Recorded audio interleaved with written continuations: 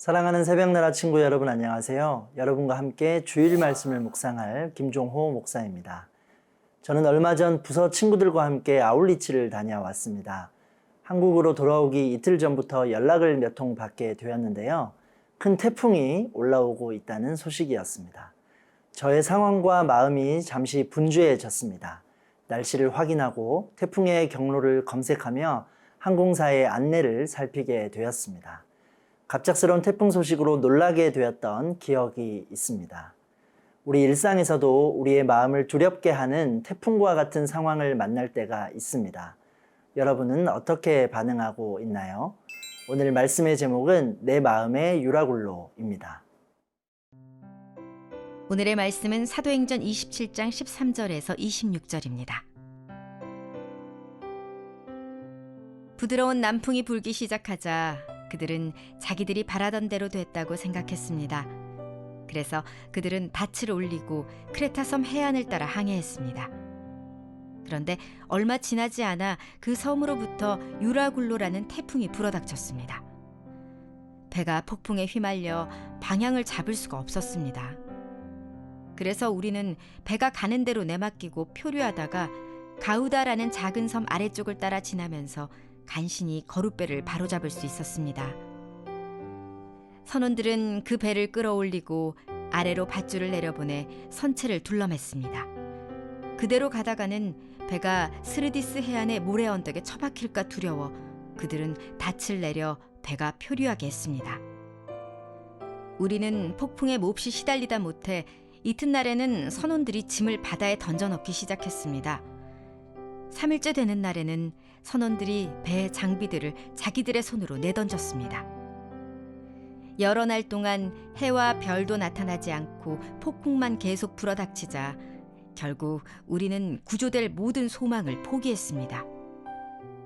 사람들이 오랫동안 아무것도 먹지 못하고 있는 가운데 바울이 일어나 그들 앞에 서서 말했습니다. 여러분, 크레타 섬에서 항해하지 말라는 내 충고를 들었더라면 이런 타격과 손실은 입지 않았을 것입니다. 그러나 이제 내가 여러분에게 당부합니다. 여러분 가운데 아무도 목숨을 잃지 않고 배만 손상될 것이니 안심하기 바랍니다.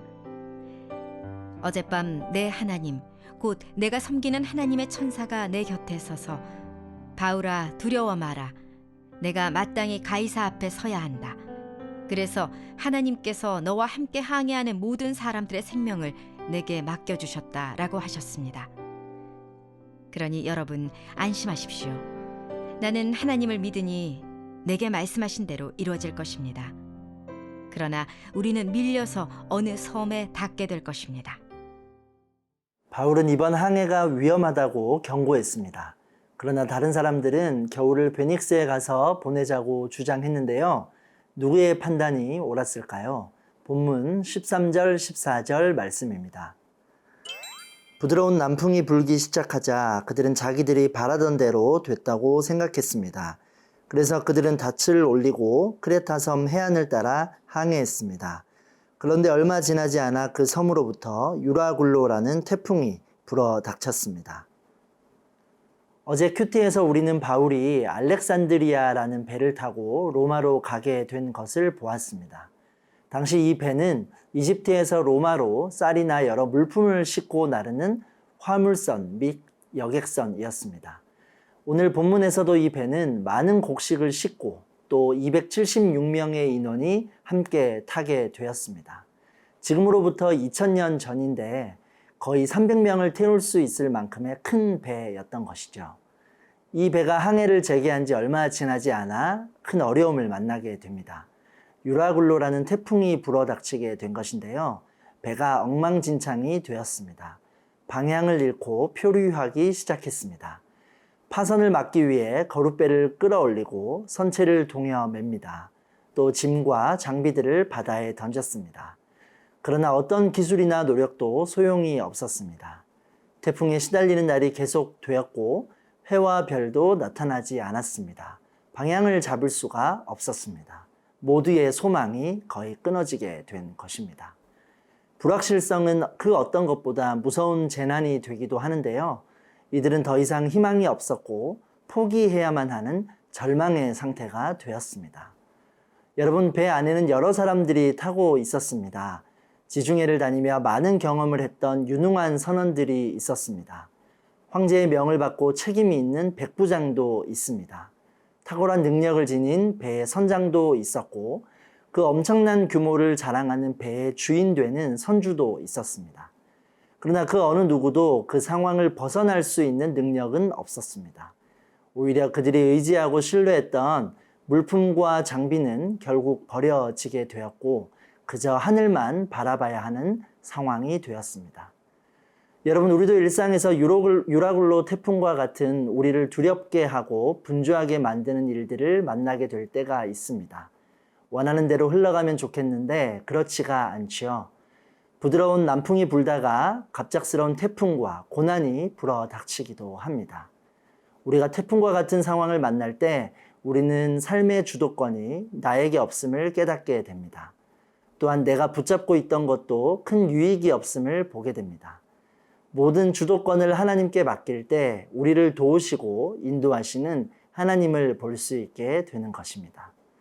사랑하는 새벽나라 친구들, 바울이 만난 유라굴로 태풍처럼 내 마음을 두렵게 하는 일이 있다면 무엇이 있나요? 오직 하나님의 도우심만을 구하며 하나님의 뜻을 알아가는 세나 친구들이 되기를 소망합니다.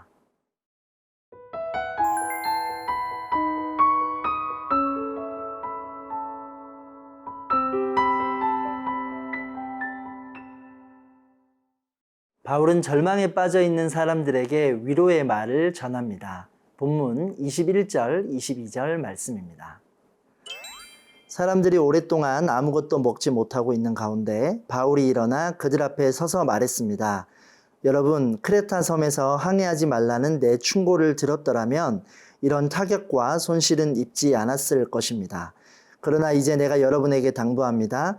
여러분 가운데 아무도 목숨을 잃지 않고 배만 손상될 것이니 안심하기 바랍니다. 바울은 그 배에서 지위가 가장 낮은 사람이었습니다. 그리고 그 역시 다른 사람들처럼 배 멀미도 하고 잠도 못 자고 음식도 먹기 힘들었을 것입니다. 그러나 바울에게는 말씀하시는 하나님이 함께 계셨습니다. 바울은 배는 잃어버리겠지만 사람들은 모두 무사할 것을 선언합니다. 또한 하나님의 천사를 통해 말씀을 듣습니다.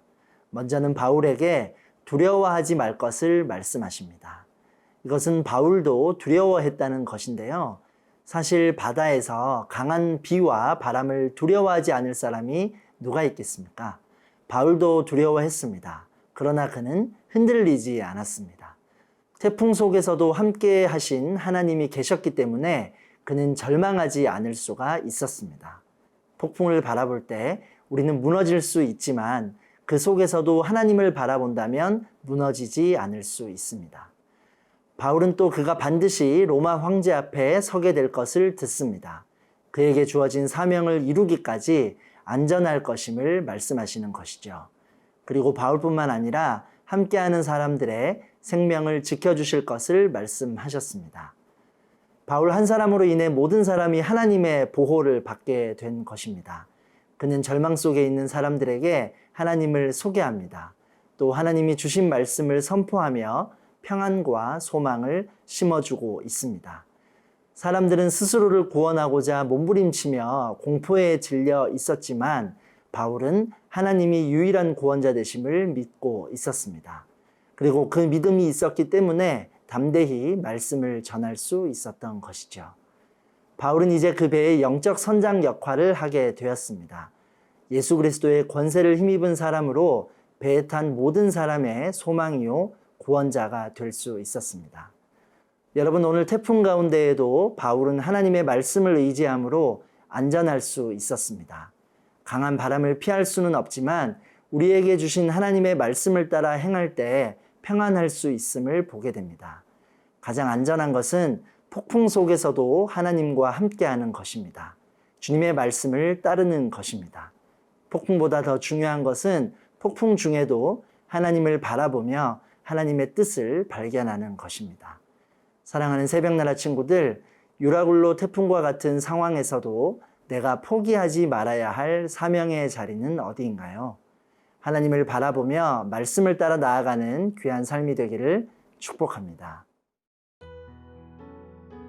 사랑의 하나님, 우리를 두렵고 분주하게 하는 상황 속에서도 하나님을 바라볼 수 있는 힘과 용기를 허락하여 주옵소서.